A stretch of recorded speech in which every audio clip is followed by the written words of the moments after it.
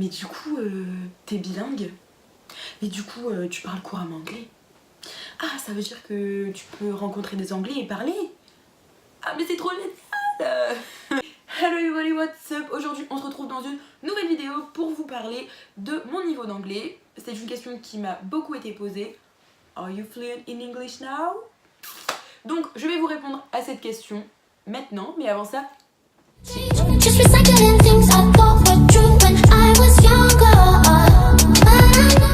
c'est une question qui m'a beaucoup été posée. Est-ce que maintenant en rentrant d'Australie je parle anglais? Donc je vais vous parler de mon niveau avant de partir, mon niveau pendant, mon niveau après.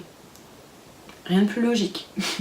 Donc avant de partir j'avais un niveau de bac. Donc j'ai fait un bac ES, j'avais le niveau bac. Et encore, franchement c'était pas folichon mon niveau d'anglais réellement. C'est à dire que je comprenais rien en anglais. You can't do what we want to do.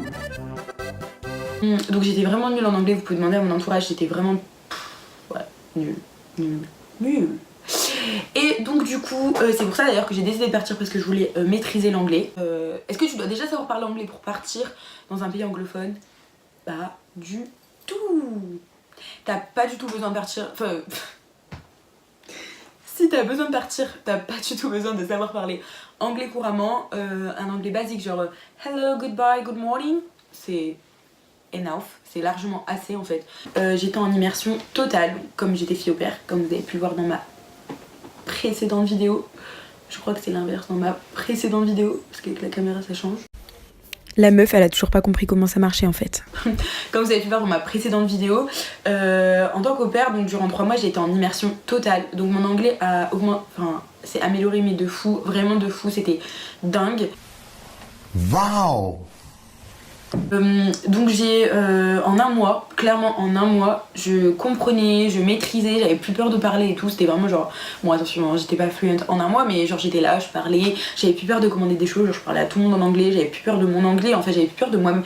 En fait c'est ouf mais on a peur de parler hein, mais en fait toi derrière la caméra tu parles anglais hein, vraiment hein, c'est juste qu'on a peur de se taper la honte, surtout en tant que français avec notre mentalité et tout, on a peur de genre de passer le pas, de passer le cap, on se dit ouais ils vont... Et au final pas du tout, genre les gens sont super compréhensifs, genre en plus ils kiffent l'accent français, French touch. Et non c'est pas ça, ça c'est Renault. C'est quoi déjà? Bref, passons. Ensuite après avoir passé un mois dans ma famille, j'ai décidé de prendre en plus des cours d'anglais donc pour booster mon niveau d'anglais. Donc je suis arrivée, j'étais en intermédiaire, donc ce qui était déjà bien. Bah, en fait, ouais, ça va, c'était bien, intermédiaire, c'était pas mal. Et du coup là, j'ai pris 2 mois et demi de cours. Et franchement, j'ai progressé mais de fou. Pourquoi? Parce que déjà les cours sont pas du tout pareils. Le fait d'être en cours, j'étais la seule française, la seule européenne. Donc je parlais anglais mais à fond avec tout le monde. Et en fait c'est ça qui m'a fait progresser, c'est que tous les jours, tout le temps, je parlais anglais avec tout le monde. Et en fait, je parlais plus que anglais, je parlais juste français avec ma famille et mes amis. Et ce qui m'a permis d'être fluent. Donc à savoir que fluent, c'est pas bilingue. Je dirais pas que je suis bilingue en anglais, loin de là. Enfin, je pourrais pas prétendre être bilingue en anglais. Fluent pour moi c'est la définition de fluent. Hashtag Marine Dictionnaire. Pour moi c'est je sais parler anglais, je vais rencontrer quelqu'un dans la rue, je vais devoir demander des renseignements, je peux aller n'importe où, maintenant j'ai plus peur parce que je sais que je peux me débrouiller parce que je parle bien anglais, c'est à dire que je peux tenir,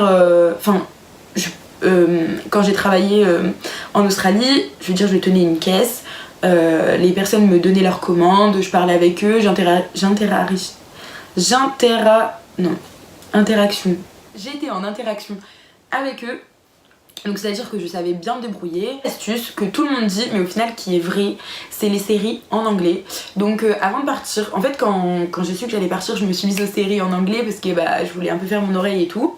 Et ça m'a franchement bien aidé. Et maintenant du coup je regarde les séries en VO. Donc franchement pour vous dire que mon niveau d'anglais mais c'est grave amélioré de fou. C'est à dire qu'avant de partir, enfin même il y a un an vous auriez dit ouais Marine dans un an tu parles bien anglais, tu seras tranquille et tout. Je regardais genre, qu'est-ce que t'es en train de me dire toi? Moi, parler anglais? Never, impossible. Genre impossible que moi je parle anglais. J'étais du genre, there is a blue car, yes of course, Donc franchement j'étais toujours comme ça, donc c'est ouf, franchement c'est dingue et je suis trop contente. On dirait pas que j'ai gagné 1 million d'euros tellement je suis heureuse. Trop contente de parler anglais maintenant.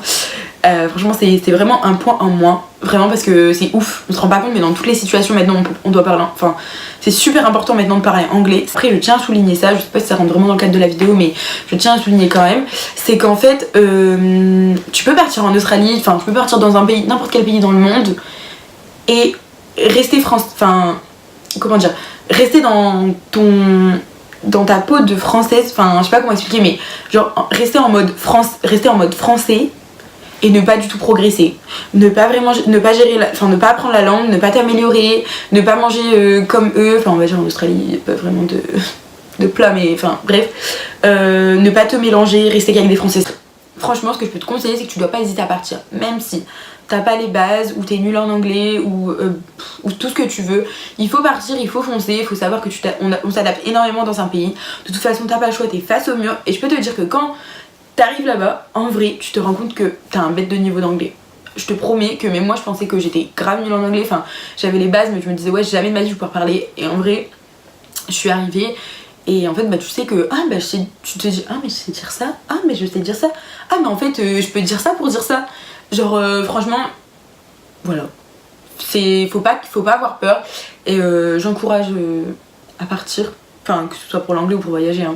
Partez. Que cette vidéo t'a plu, n'hésite pas à poser des questions si tu as des questions, pas d'activer la cloche. Je t'invite à aller regarder aussi mes autres vidéos, Là tu sens que la meuf elle a craqué à la fin de sa vidéo. Et puis bah see ya.